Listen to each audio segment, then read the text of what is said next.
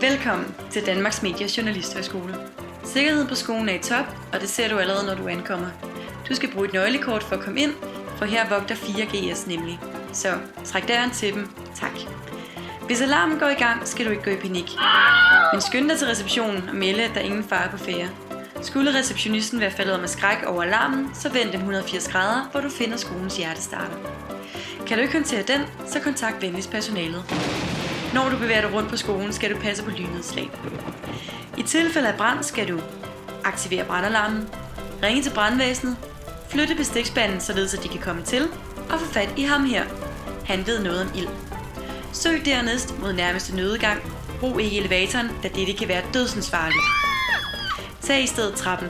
Slå boblen af og gå ud af døren. Og husk, kun toiletpapir i toilet. Tak fordi du så med, og have en fortsat god dag.